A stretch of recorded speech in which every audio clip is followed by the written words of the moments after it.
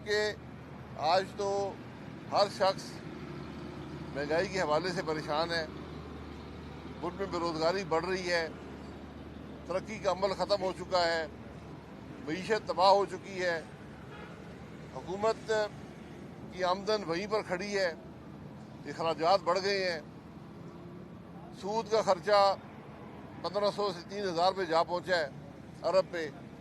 یہ آج ملک کے حالات ہیں۔ وزیر جو ہے وہ روز بدلے جاتے ہیں، ملک کے اندر سیاست کی حالت آپ کے سامنے ہے۔ چینی آج بھی 115 پہ بک رہی ہے۔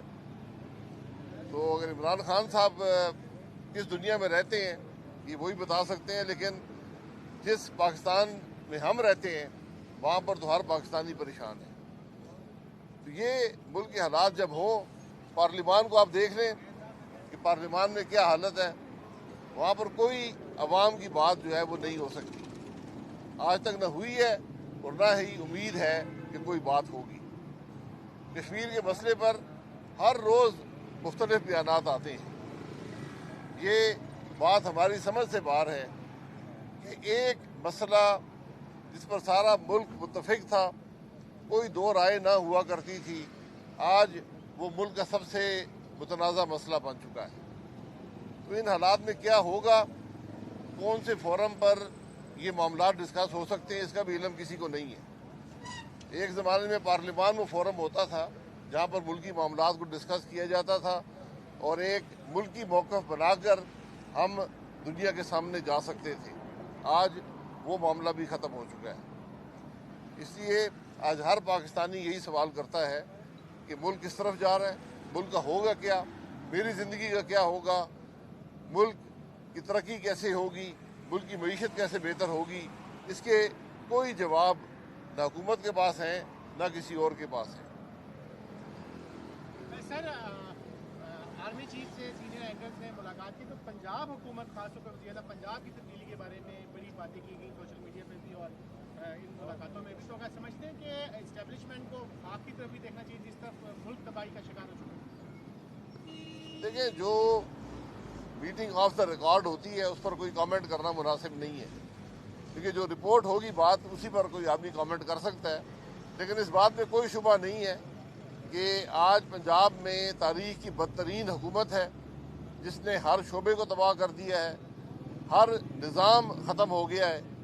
آپ یہ دیکھیں کہ جس حکومت کے اندر کوئی افسر ایسا نہیں ہے جو بغیر پیسے کے لگایا جاتا ہے۔ آج دکانیں لگی ہوئی ہیں کہ کرپشن کا بازار اس حد تک پہنچ گیا ہے کہ آج چھوٹے سے چھوٹی نوکری بھی اس سے محفوظ نہیں ہے۔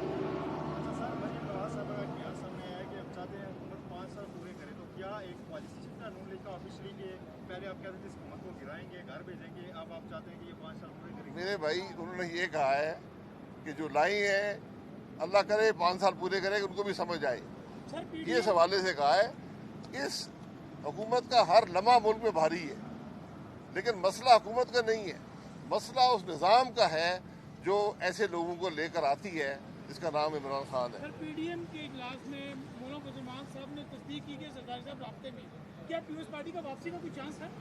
پیپلز پارٹی کا چانس پیپلز پارٹی کے پاس ہے۔